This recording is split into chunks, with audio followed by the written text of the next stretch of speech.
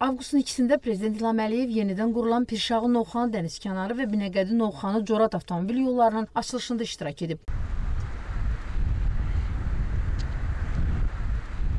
Azəravtayol Açıq Səhmdar Cəmiyyətinin sədri Salih Məmmədov dövlətimizin başçısına görülən işlərlə bağlı məlumat verdi. Bildirdi ki, Pirşağı-Novxanı avtomobil yolu dənizkənarı dairəvi yola birləşməklə Sumqayıt şəhərindən Abşeron yarımadasının şimal və şimal-şərq hissələrinə rahat və maneəsiz gediş-gəlişi təmin edəcək. Beləliklə, layihənin həyata keçirilməsi nəticəsində Abşeron yarımadasının şimal-şərq hissəsindən şəhərə daxil olmadan Bilgəh, Nardaran, Kürdaxanı, Pirşağı, Fatmayı, Göradil, Novxanı, Saray, Masazır, Xırdalan və Sumqayıt istiqamətlərində hərəkət etməklə avtomobillərin Bakı-Quba-Rusiya Federasiyası ilə dövlət sərhəddi və Bakı-Şamaxı-Yevlax magistral yollarına çıxışı təmin ediləcək. Bu isə öz növbəsində Bakının avtonəqliyyat sıxlığının azalmasına müsbət təsir göstərəcək. Bu yol Azərbaycan Respublikası Prezidentinin sərəncamı ilə təsdiq edilmiş 2014-2016-cı illərdə Bakı şəhərinin və onun qəsəbələrinin sosial-iqtisadi inkişafına dair dövlət proqramına uyğun olaraq Abşeron yarımadasının şimal hissəsində sahil boyu salınıb. Yolun uzunluğu 13,5 kilometrdir. Layihəyə uyğun olaraq iki zolaqlı yolun hərəkət hissəsinin eni 9 metrdir. Sahil boyunca bəzi ərazilərdə mövcud yolun eni genişləndirilib. Həm Novxanı, həm də Pirşağı qəsəbələrindən keçən hissələrində yolun eni 3-4 metrdən 9 metrə çatdırılıb. Bəzi ərazilərdə isə yol tamamilə yeni tras üzrə inşa olunub. Belə ki, vətəndaşların rahat və təhlükəsiz hərəkətlərini təmin etmək məqsədi ilə yol boyunca yeni piyada səkiləri də tikilib. Yolun bu cür müasir səviyyədə inşası ilk növbədə nəqliyyatın hərəkətinin yüksək səviyyədə təmini, bu istiqamətdə baş verə biləcək tıxacların qarşısının alınması, Bakı şəhərinin qəsəbələrinin və kəndlərinin sakinlərinin sosial məsələlərinin həlli baxımından böyük rol oynayır. Layihənin icrası həm də paytaxtın dənizkənarı turizm məkanlarına daha tez və rahat çatmaq, turizm sektorunun inkişafına dəstək vermək baxımından mühüm əhəmiyyət daşıyır.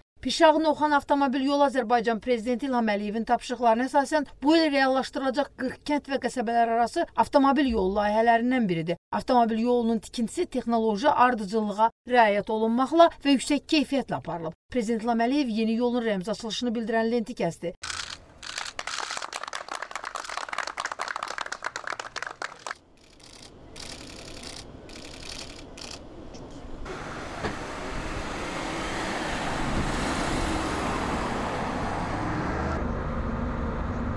Sonra dövlətimizin başçısı yenidən qurulan Binəqədi-Novxanı-Corat avtomobil yolunun açılışında iştirak etdi.